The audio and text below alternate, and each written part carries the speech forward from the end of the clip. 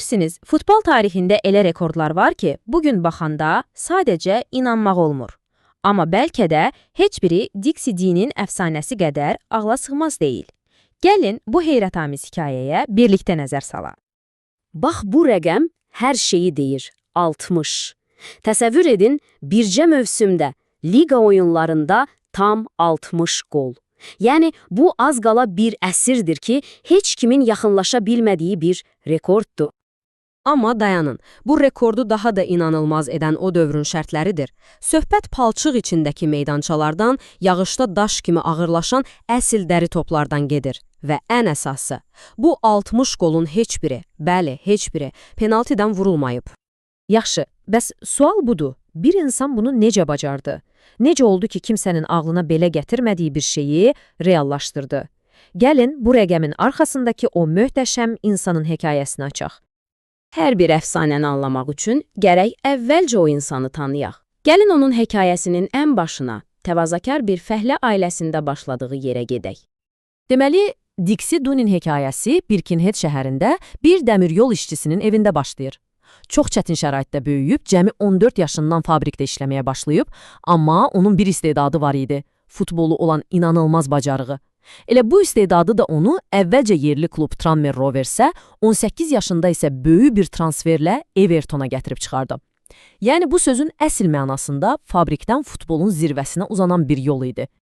Amma tam da karyerası yüksəlişə keçmişdi ki, hər şey bir anda bitirə biləcək o dəhşətli hadisə baş verdi. 1926-cı ilin yayı idi, Dee'nin karyerası, hətta həyatı göz qırpımında sona çata bilərdi.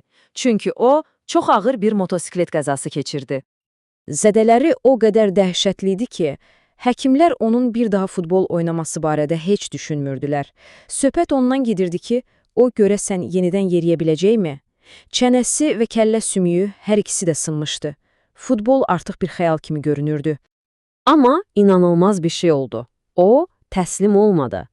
Qəzadan cəmi bir neçə ay sonra o yenidən meydandaydı.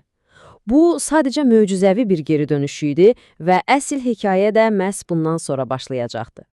Və beləliklə gəlib çatırıq Dixie Dee'nin adını əbədi olaraq tarixə yazan o mövsümə. O mövsüm ki, bütün gözləntiləri, bütün proqnozları alt-üst etdi. Gəlin bir anlıq rəqəmlərə baxaq, çünki bu rəqəmlər həqiqətən də fantastikdir. Karyerası boyunca vurduğu qollar bir yana, xüsusilə o 1927-28 mövsümünə diqqət yetirin. 39 oyuna 60 qol. Bu, hər oyunda ortalama 1.5 qoldan daha çox deməkdir. Ağlasılmazdı. Bestinin özü bu tarixi anı, o 60-cı qolu necə xatırlayırdı, ən maraqlısı da onun təvazökarlığıdır. Deyirdi ki, top sadəcə üstümə gəldi, mən də başımla vurdum, azarkeşlər isə dəli oldu. Yəni, heç bir pafos, heç bir qəhrəmanlıq hekayəsi, sadəcə bir an və partlayış.